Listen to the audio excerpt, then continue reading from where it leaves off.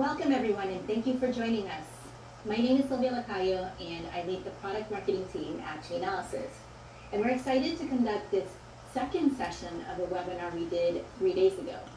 So most of the content will actually be the same, where we're going to show you the hack of a Singapore-based exchange called DragonEX, where we're also going to show you the Binance hack that happened earlier this week. Before we get started, just a few webinar logistics. There we go. Okay. If you get disconnected, you should be able to use the link that you received via email.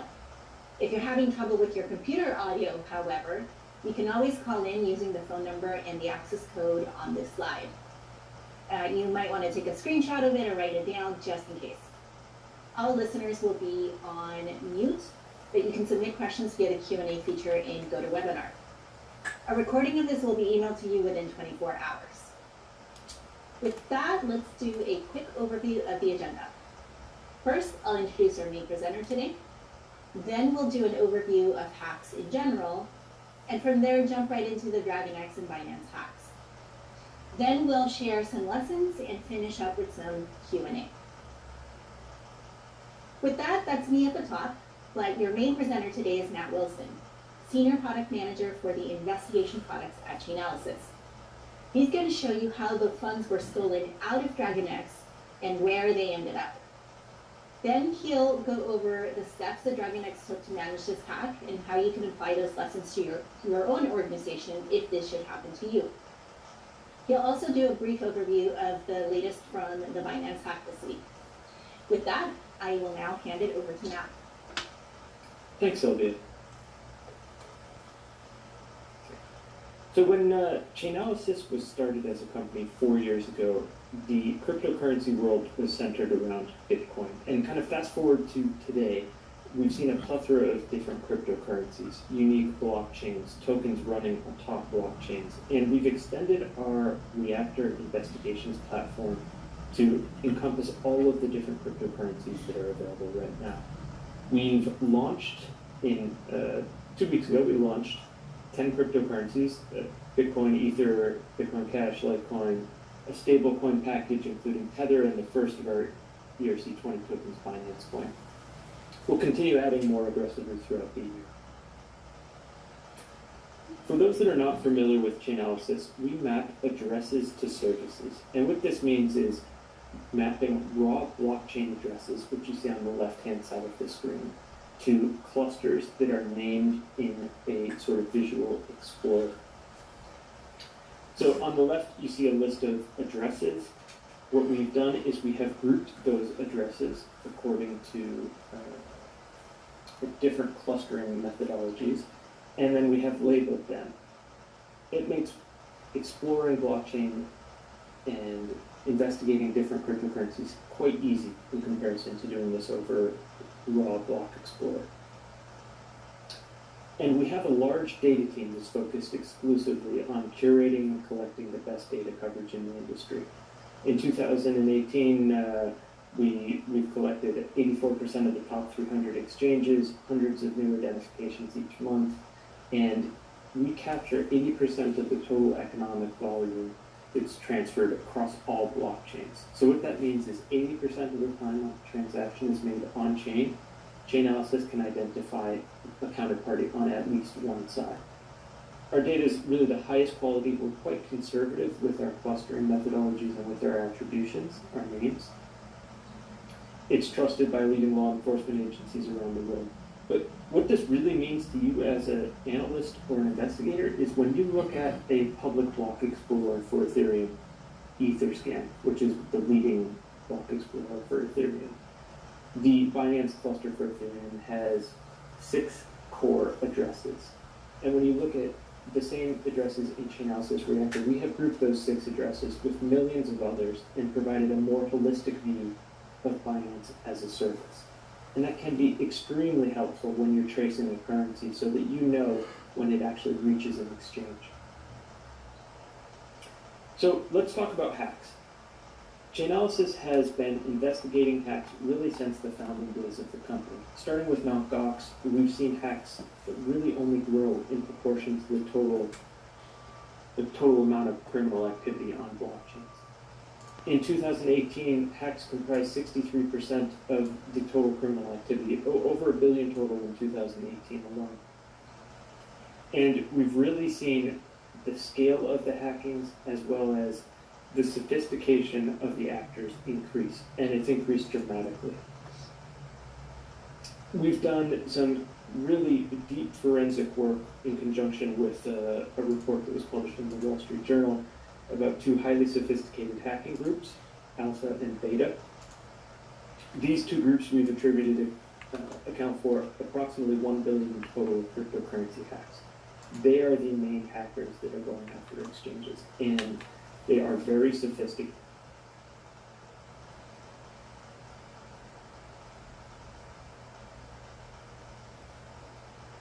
Sort of graphs that you can build out in Reactor, especially when you're looking at a very complicated case using someone who's intentionally trying to obscure the origin of their funds.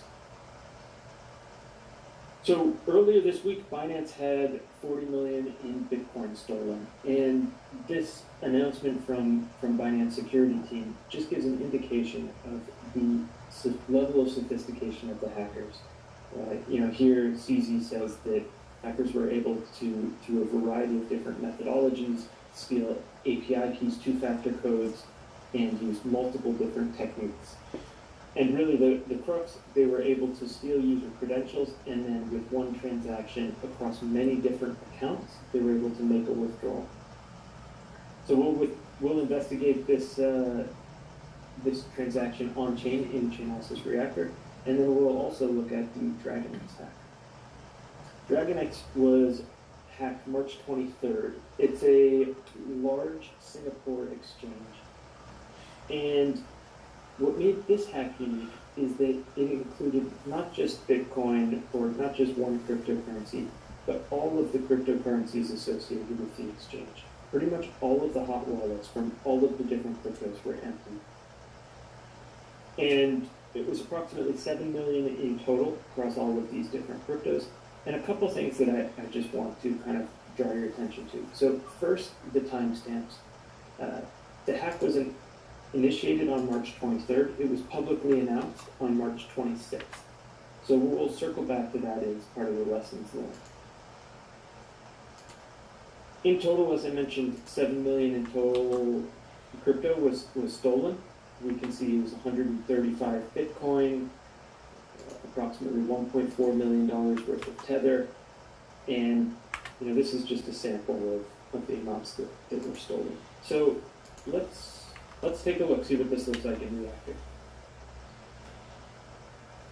So now I'll transition into Chainalysis Reactor. This is our graph-based tool for investigating on-chain activity. We'll start by using the search bar and look for DragonEX. So I just searched for DragonEX. Let's look at their Bitcoin wallets. After selecting the DragonEX cluster, I can see that they have effectively a balance of 0 Bitcoin right now. So that's kind of what we're hearing was their wallets were empty and kind of checks. And I'm using these exposure wheels at the bottom. These provide a visual representation of who this cluster, in the case of DragonEX, has been sending and receiving Bitcoin to. And the thing that's really jumping out at me here is this 135 Bitcoin, this dark, deep brown.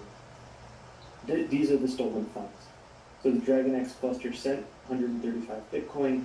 The Chainalysis data team has quickly identified these addresses and labeled them as stolen funds. And let's take a look in the counterparties tab. So now in the counterparties tab, I'm going to sort by the largest amount sent. We can see that the stolen funds were among the largest individual transfers. And let's look at the stolen funds. So interestingly, a couple things I'm looking at. One, at the top, there are 252 Bitcoin remaining that the attacker still has custody of. So this is interesting for a couple reasons. One, well, they only stole 135 Bitcoin. So where did this extra Bitcoin come from? And that's kind of what we'll start to look at. when we are in this counterparties tab, we can see, at the time of the hack, 135 Bitcoin were received. That was March 23rd. But then over the course of the next, from March 23rd to March 26th, they received another 120 Bitcoin. So where did that Bitcoin come from? How did it arrive in their accounts? That's something else that's kind of an open question that we'll investigate. Now let's look at some of the other cryptocurrencies that they had stolen. So DragonEx's Litecoin. Let's see. So the DragonEx exchange, the account Litecoin balance is 0. Again, similar to the Bitcoin. Let's look at the DragonEx stolen funds. So DragonEx stolen funds are sitting at approximately 4,600. This is pretty much the entire amount that was stolen. So the attacker has not moved to Litecoin at all. So let's take a look at the DragonEx Tether. So here we can see, again, kind of checks with the story we've been hearing, 0 balance left in the wallets. Let's investigate the stolen Tether. Now we're in the Chainalysis reactive graph. This is the visual way that you can explore transactions and addresses and kind of map out how a organized network of criminal activity would look. So we'll select a cluster, and I will just start kind of building out who did DragonEx send to. Well, one of the largest individual transactions was the actual theft of the Tether. So we can see that here, 1.4 million in Tether was sent March 23rd. Well, where did it go to? We can see the balance is 0, so the attacker has moved along the Tether. Well, they didn't just sit on it like they're doing with their Bitcoin and their Litecoin. They moved it. So where did it go? Well, let's sort by the largest amount sent, and we can see, I'll just select two of the larger transfers. So 238,000, 145,000.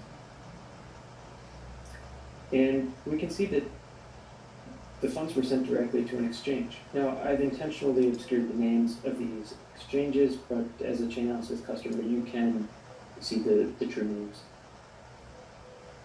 So I added one of the exchanges to the list. And let's take a look. So here, kind of what are we looking at? We're looking at, well, DragonEx exchange on the left. A single payment of $1.4 million worth of Tether. The address controlled by the hacker, DragonEx stolen Tether. And in this case, the attacker split up the funds across a number of different addresses. I just chose the largest two, but they split it up and then sent it to an exchange. So let's take a look at the timestamps here. So March 23rd, 6:42 p.m., the initial theft. The funds were split just over an hour later at 7:48. You know, it's possible that we can use that hour as an indication for the type of wallet they're using. Maybe their wallet enforced a mandatory 6 confirmations on the blockchain, which could, and at a 10-minute confirmation time, that could lead to about an hour delay. So, and then you can see that after it went into the sweeping account, it was transferred to the exchanges between 11 p.m. and 1 a.m. So key takeaways, the attacker's moving very quickly here, probably as quickly as feasible to convert, to move their Tether that they stole from DragonEx to exchanges. And let's take a look at the kind of fully built out DragonEx Tether case. We can see some kind of really distinct patterns. So here, this is the same graph that we were just looking at, but a more complete version. We can see the DragonEx cluster split up the $1.4 million in Tether, and they split it among these dozen or so sweeping accounts. When we look at these accounts, we can see kind of a very structured patterned withdrawals. And these withdrawals were directly from these intermediary sweeping accounts and went directly to the exchanges. So we can see $100,000 worth of Tether withdrawn, another 40,000, another 40,000.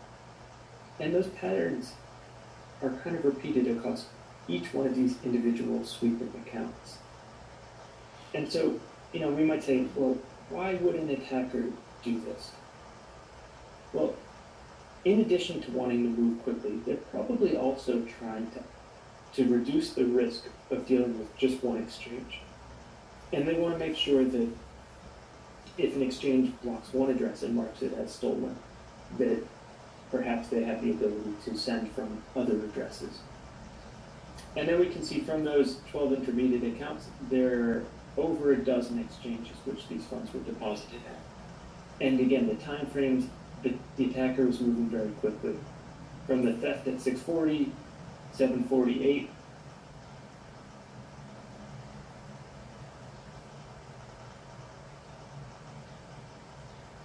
the attack is moving very quickly. And that kind of brings us back to, well, what about the Bitcoin? How did the attacker go from 135 Bitcoin to the 250 that are in their wallets right now? So let's go back and look at DragonEx's Bitcoin wallets.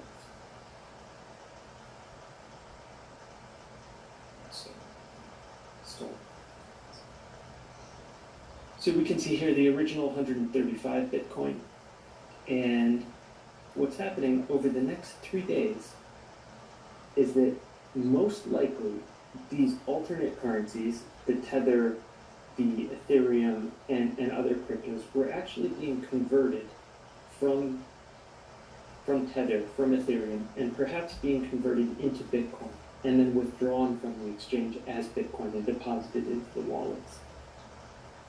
And it's a common tactic that's done, especially with currencies like Tether, which can be locked down or controlled by a centralized party. And what we see with at least this case, and with many others, is that the attackers, they're motivated in the long term. They're holding the Bitcoin. After they steal it, they're not trying to cash out. They're happy and content to just hold the Bitcoin and sit on it. And when we look to the activity of the sending activity of the stolen funds, we can see some kind of interesting things. So I'll sort by the most recent date activity. So what's going on with this Bitcoin now? Is there any chance that we can find out anything additional? Well, in the Counterparties tab, I sorted based on the most recent date. So we're looking at new activity. Kind of interesting thing here, this cluster received a small amount of Bitcoin from an address, one Wasabi. Potentially this is, this is a vanity address. This is something that somebody intentionally created an address that has this name. Maybe as an advertisement for the mixing service Wasabi Wallet. Maybe as a joke, a prank. It's hard to know, but we can see that shortly after receiving these funds, the attacker then made a one Bitcoin transaction where they withdrew funds. They sent it here to this other address. And this address then appears to have made a CoinJoin mixing transaction. So we can see it appears that in this case that the attacker is experimenting with other technologies as a way to kind of obscure and hide the trace of their funds. But largely they're quite happy to just sit on the Bitcoin that they've stolen and wait. So in Reactor, we will continue to monitor these wallets and get an alert if there's any new activity. So that's the DragonEX case, and the kind of avenues from an investigations perspective are to contact the exchanges that received the stolen Tether, see if there's any valid KYC information on any of those, and to continue to watch and monitor the accounts the Chainalysis data team has flagged as stolen funds. Well, what about Binance? So now let's look at the Binance exchange. And if you remember, the Binance hack was a large hack, $40 million. So let's just start by building out a graph. So here we are, Binance, the clusters on the left-hand side, and we can see changes to Bitcoin, the 7,070 Bitcoin that was stolen. So Chainalysis data team, again, within less than a day, has marked this as stolen funds. That alerts all of our exchange partners, as well as law enforcement around the world, marking these funds as stolen. But let's see, like we did with DragonEX, let's build out the case and see if we can understand the typology. So 7,000 Bitcoin removed. Well, where did it go? The attacker has then since split those 7,000 Bitcoin across a number of different addresses, and we can see some interesting patterns. I'm going to organize this a little bit for us.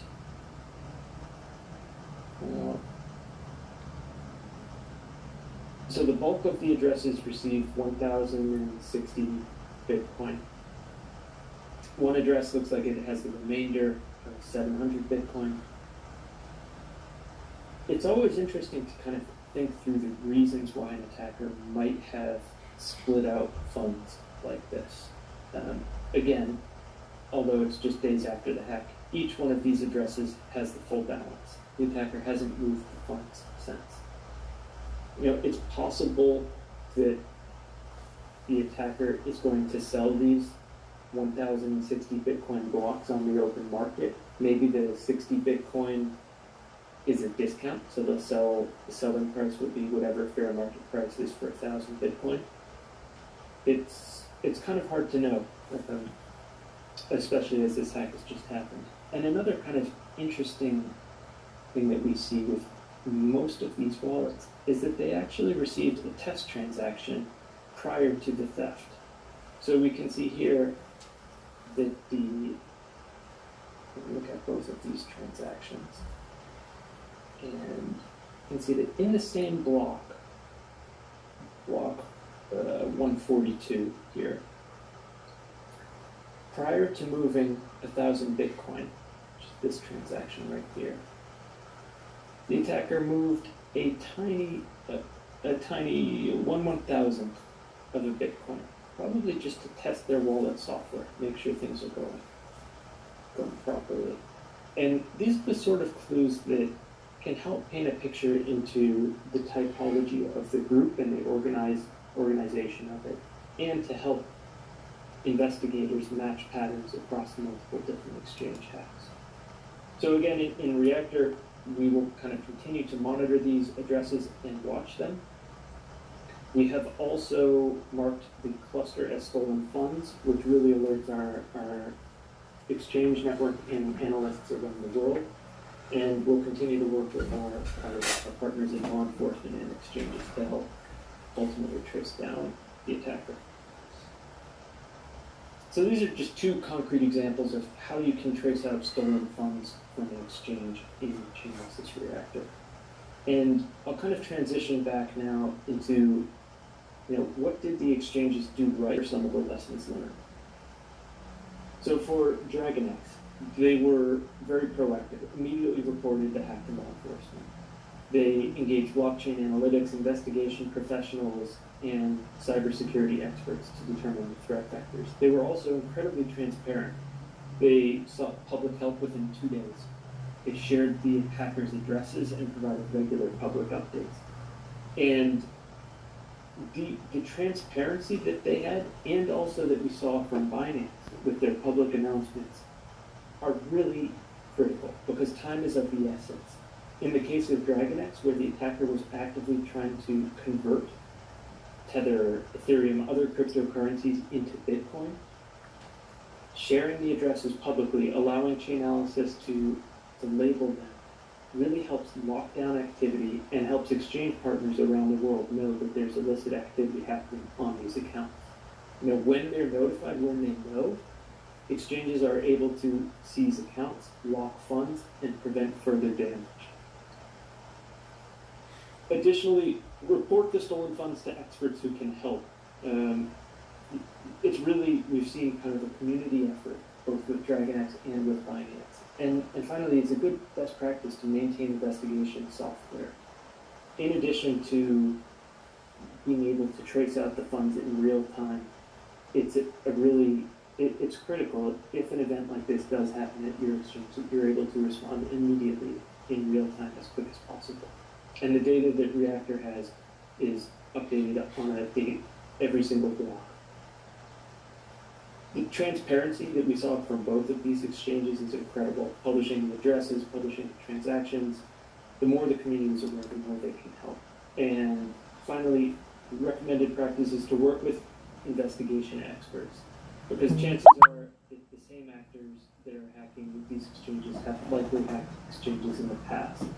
And understanding the typologies, the operating behaviors, these are things that investigators who work across multiple cases will have insights into, and you as an individual exchange may not. So with there, I'll open it up to questions and transition it back over to you, Sylvia. Thanks, Matt. We do have some questions, and also for the audience, feel free to continue to send questions in via the Q&A panel. I'm actually going to pose some questions for you, Matt, that we actually got on Tuesday's session, and I think would be beneficial for the audience. And then we'll also pick up some of the new questions coming in. So, first question is, it feels actually counterintuitive. We just said actually sharing information publicly is actually helpful in stopping the funds from being exited through services like exchanges.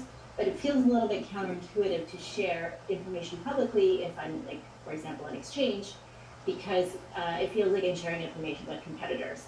It also feels like I might suffer some operational slowdowns. How does that work as far as law enforcement, as far as you know, or as far as Chainalysis knows?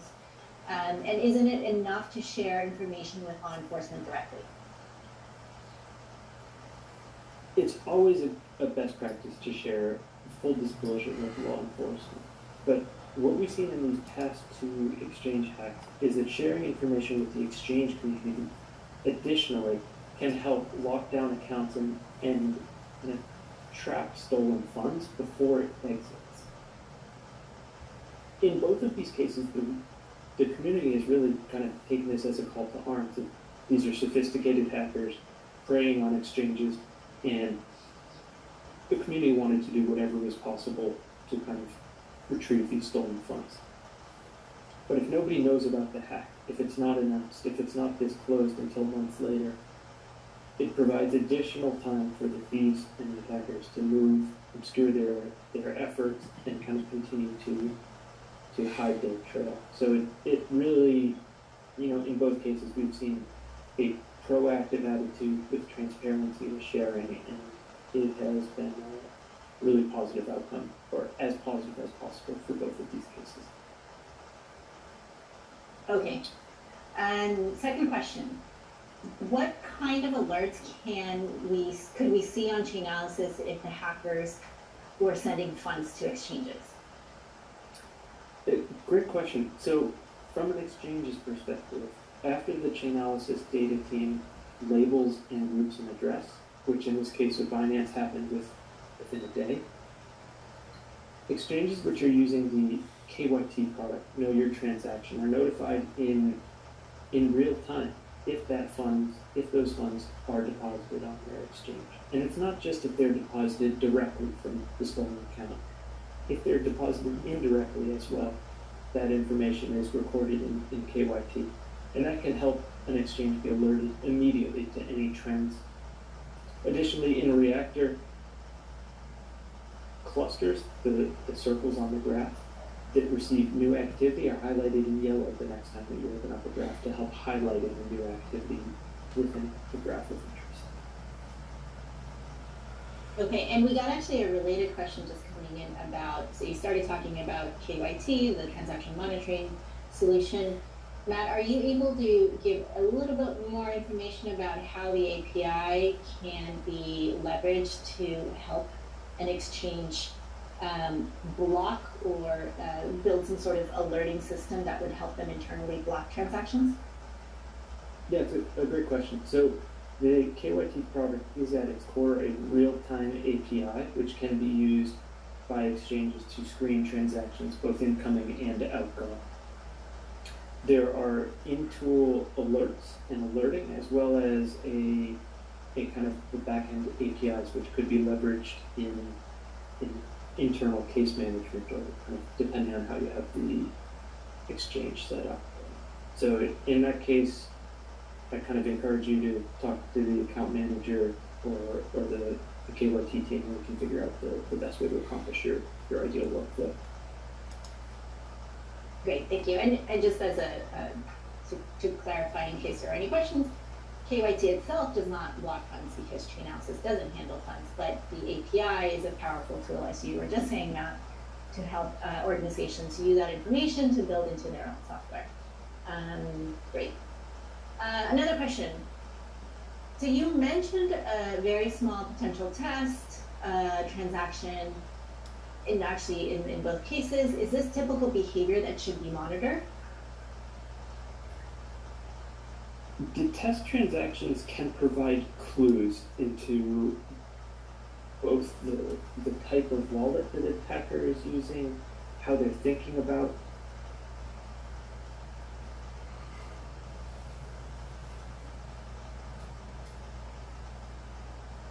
test. But it's a data point, it's a piece of the puzzle that can be used to kind of paint a picture and present similarities between this case and other cases. So for that instance, when we saw the attacker prior to moving the bulk of the funds, prior to splitting them up, they're probably using that tiny 1/1000th of a Bitcoin transaction as a test to make sure things are kind of working properly on there.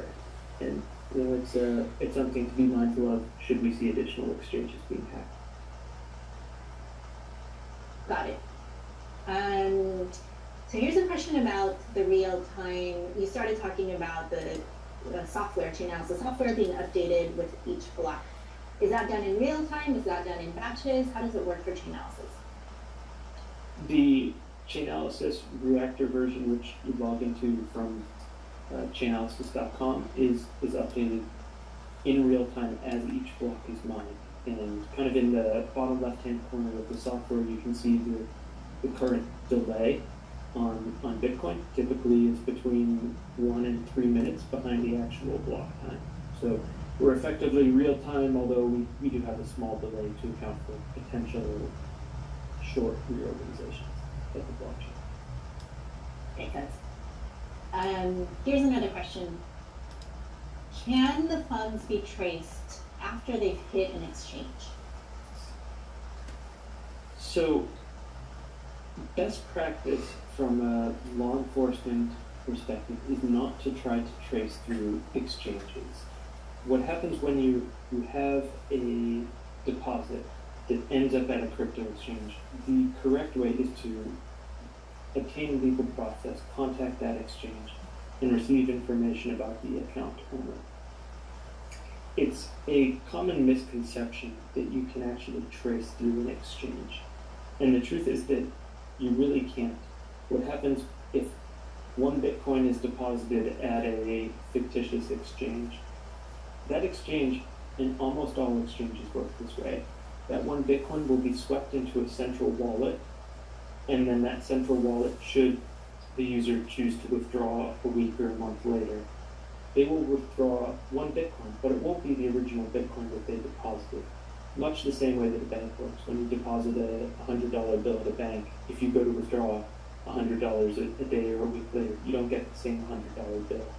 And so it's really critical not to trace through exchanges. That's where the legal process comes into play. Great. Here's a question going back to the test transactions. Someone just submitted this. This person wants to know if there was a test transaction, why would it be in the same block? Would it not be at some time beforehand? It's a great question. I'm not really sure why. You know, that's a very unique pattern that it is in the same block. I don't have a good answer. It's possible that they were just testing their ability for their wallet software to batch and send a transaction, and they were comfortable with their ability to broadcast it. It's a little unclear. Okay, yeah, I think that's what their the sort of methodology is, but we'll look forward to keeping an eye on the case. There is a question about, you mentioned, so you were talking about Bitcoin and Tether and moving funds potentially from Tether to Bitcoin. Could you go over that one more time? One of the attendees would like a little more information about why you would treat cryptocurrencies differently in a hack, like the DragonEX hack. Yeah, so the DragonEX case was really interesting because the attackers, they did treat each cryptocurrency differently. Like we saw with Litecoin and with Bitcoin, they seemed quite content to steal the funds and then just sit on it. There's been no activity since. But when we saw it with Tether, you know, they were moving in immediately, as quickly as possible. And likely the reason is because Tether has the ability to be locked. The accounts can be locked by the Tether company, actually physically locked on the blockchain. And we've seen that with some other exchange hacks. And the attackers probably knew this, and they wanted to convert it to something which is a little bit more decentralized and permissionless, like Bitcoin. And so that's a likely reason why the attacker would want to shift from Tether to Bitcoin as quickly as possible. But, you know, again, it's a little bit hard to know. These just sort of help build typologies and patterns by which we can start to piece together these multiple exchange hackings. Great. We are essentially at time, so before you all go, I did want to ask one favor. Actually two favors. One, if you have any burning questions that we didn't get to, please send your questions to webinars@chainalysis.com, and we'll do our best to answer in a timely fashion. And then lastly, a very, very small favor to ask. There's a 1-minute survey, it's very short, at the end of this. We would appreciate if you could take the time to just answer. I think there's 3 questions, 2 of them are multiple choice, should be fairly easy. It would help us a lot as we develop future webinars. With that, we want to say thank you for your attendance on a Friday morning, afternoon, and hope to see you at the next one.